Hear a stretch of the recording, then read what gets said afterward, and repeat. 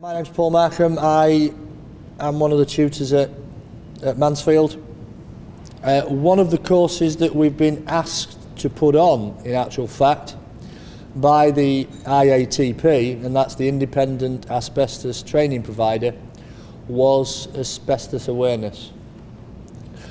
A lot of councils, a lot of schools, office blocks, the people that own these buildings are requiring their contractors in some way, shape or form to have been on an asbestos awareness course. It's not a course really where you do a lot. It's a very, very small course. It is only half a day. It is audited by the IATP. They've audited it, made sure that we're putting in the right content, making people aware that this stuff is dangerous. And I do apologise now, but every time I deliver this course, it always comes out as morbid. There's not a lot you can do about it, because it is a morbid subject at the end of it. This stuff causes deaths every day. And it's not a great subject, no, but it does bring home to me every time I run it how my mortality is in question. It talks about the asbestos containing materials and the equipment that actually contains asbestos, the effects on people's health. The effects of people's health is magnified if you are actually a smoker. The types and uses and likely occurrence of asbestos and its associated asbestos containing materials in buildings, and the legislation that goes behind it. There is big legislation over this now, and we use a lot of snippets from the press during the course to show how asbestos is being clamped down on, and contractors who just release this into the atmosphere are being clamped down on. Just been reading the new Competent Person magazine, and that has got a piece in it about a firm that flouted the asbestos law, and they've been fined heavily. It happens, I'm afraid. Asbestos. It's a legal requirement under the Control of Asbestos Regulations 2012. You'll find a copy of the book over to my right. The course is for anybody that works in any building doing anything. It's not just for electricians. On the course we use videos. The videos have been A-okayed by the families, because unfortunately the videos we show are of people that are no longer with us, and the harrowing effects it's had on them as they've A, discovered they've got these diseases, and B, it's progressed and finished their life off.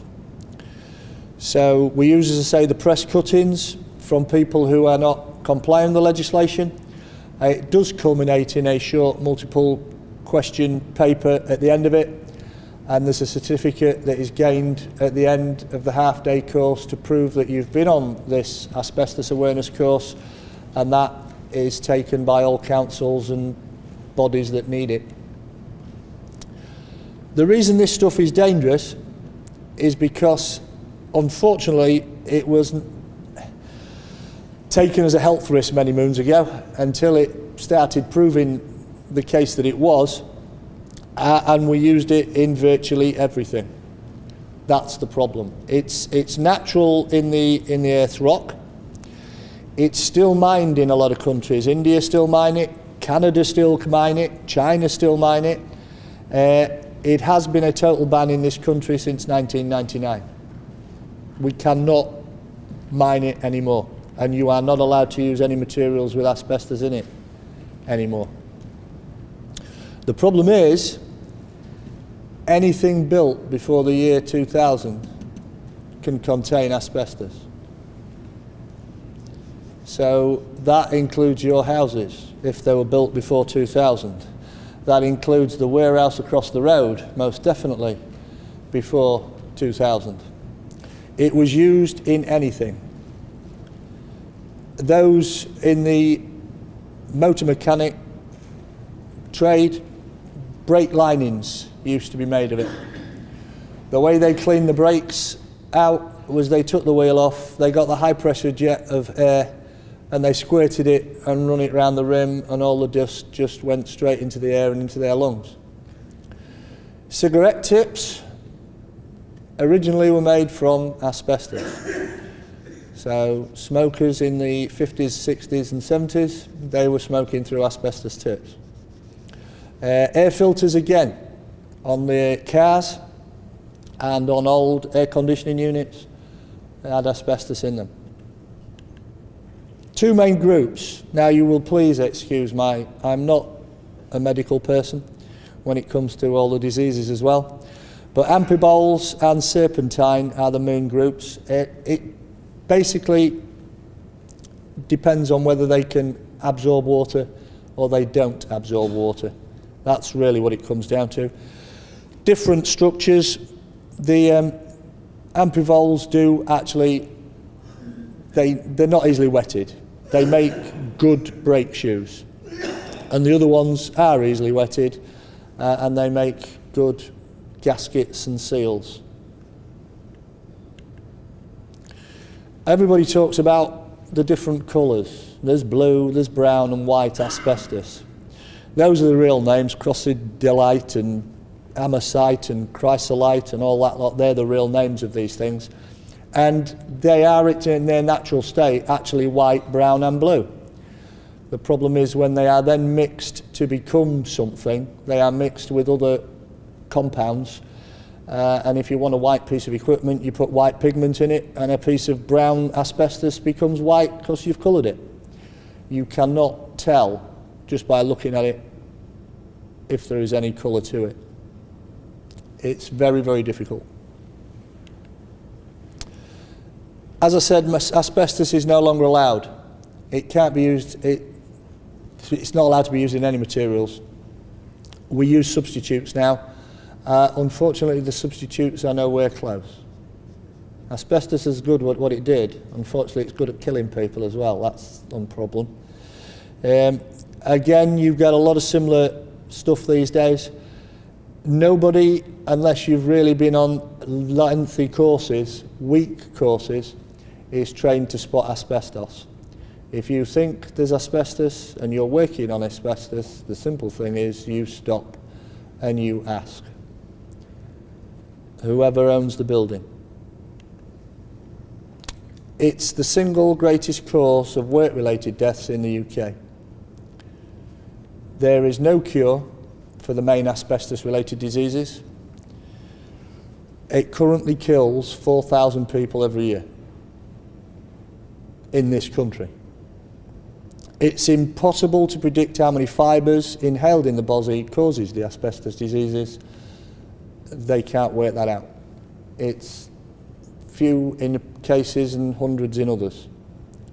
It results in three main fatal diseases: mesothelioma, thank you, lung cancer, asbestosis. We have somebody's lung, oops, that's better. We have somebody's lung there, and these here are the problem. They are infinitesimally smaller than a human hair, so you can't see them. They're in the dust. You just breathe them in and they get lodged in the lungs. Mesothelioma is the malignant cancer. It develops in the layers of the lungs. Once diagnosed, it is always fatal. It will kill you. It's as simple as that. It can take between 20 to 60 years to develop. So, just on a nice bright note, all of you sat in this room, including me, that have worked in the industries, I can't tell you if you've got it, I can't tell you if you haven't got it. But one day if you've got it, you'll know about it. It's as simple as that. There's not a lot you can do about it. You can't suddenly have a lung replacement just in case and start breathing oxygen. You've either got it or you haven't, as you sit now. Lung cancer, again, this disease, once contracted, is almost always fatal. It's higher for those who are heavy smokers. It doesn't go in the layers between the lung and the lining of the of the rib cage, this actually develops in the lung itself. Smokers do have problems with lung cancer. It's reported that a smoker has an increased risk of lung cancer by up to a factor of 50. So, asbestosis is the scarring of the lung air spaces, and again, it's a pretty dangerous thing and nearly always finishes you off, I'm afraid. There are smaller diseases that called pleural diseases, pleural plaques, things like that, that affect the tracts in your windpipe. They again can come into inflammation. If you get it bad, it will finish you off. Others can be sorted out with radiotherapy and the likes. But this stuff does kill. 8 joiners die every week, 6 electricians die every week, and 4 plumbers die every week in this country because of this stuff. Which is not, you know, that's a lot to me really when you think about it. It amazed me when I started reading some of these facts. I don't really want to be in that middle crew, but that's what I do. I'm an electrician at the end of the day. It was always called the magic material and the magic mineral because it had so many good properties. We used to put asbestos in many things. Electrical insulation.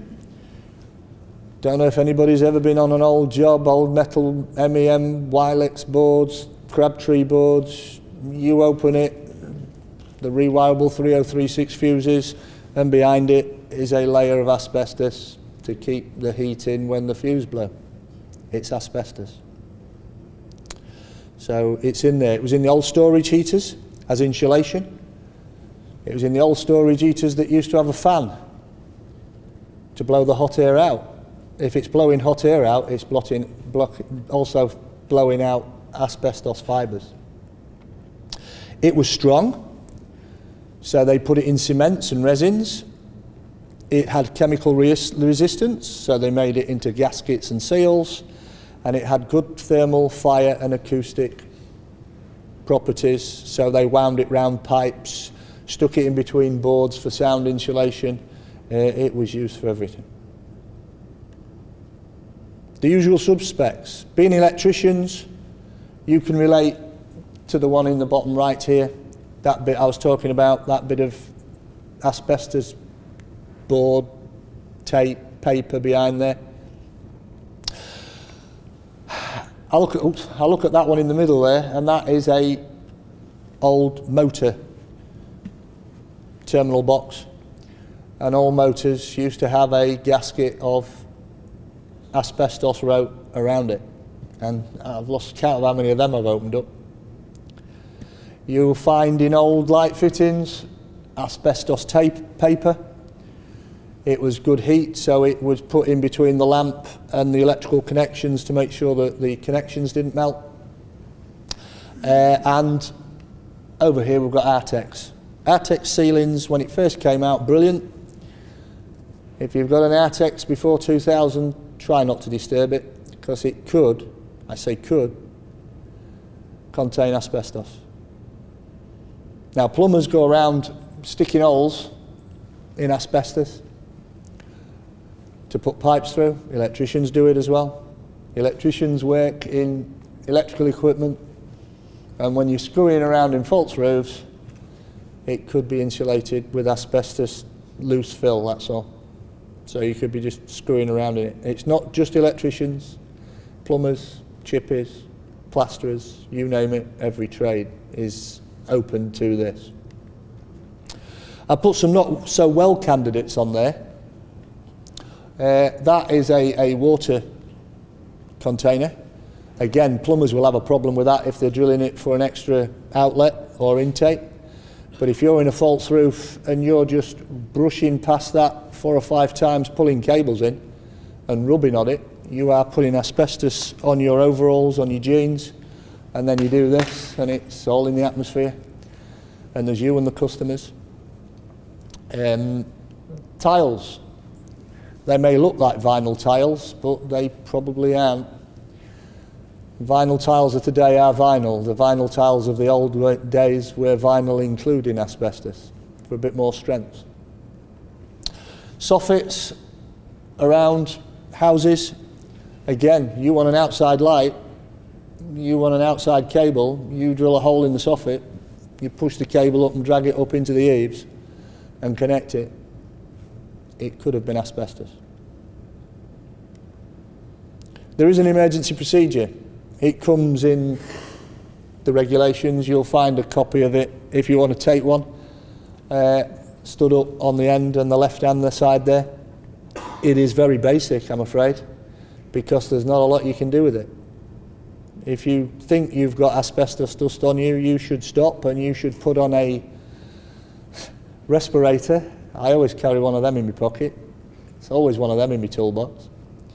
And you need to get damp cloths and dab it down and take all your clothes off, which is great if you're in somebody's front room, that is, yeah, and you haven't got a spare set of clothes, they're going to love you for that one. You get arrested for that as well, but at the end of the day, it's a very limited emergency procedure, but it's there if you need it. The legislation is the Health and Safety at Work Act of 1974. That's been around a long time now. It sets up general duties of employees, employers. You've got a duty to me, I've got a duty to you. You can't do anything that's going to damage me and I can't do anything that's going to damage you under the law. And so you shouldn't be going around trying to kill all your prospective customers. The management of health and safety at work regs, a lot of, you know, it sounds disrespectful, but the one-man bands, I call them, and things like that, it's not disrespectful in any way, because I was one myself, but we are not heads of large organisations. This book is for those heads of large organisations, and it is up to the employer to make sure you, as an employee, are not putting yourself at risk with this stuff. That's the control of asbestos regs.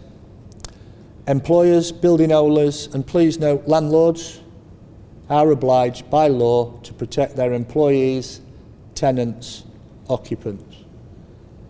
It is the landlord's duty under the law to make sure that their tenants can't just mess about and get this stuff into the atmosphere by law.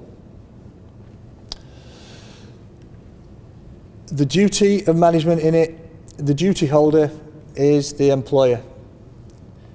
They have responsibilities underneath it. They've got to look after you, make sure that you're not putting yourself at risk, give you the necessary training if required, the necessary protective equipment if required, and also responsibilities on a tenancy to comply with that duty. Domestic premises don't actually get covered much because the person who lives in the property isn't actually working in it. They live in it, they're in as much danger as you are, but they have got no duty to get it sorted. You are the people that have to get it sorted because you're working there. So if there's any asbestos or you think there's asbestos, you need to report it. I'm off again.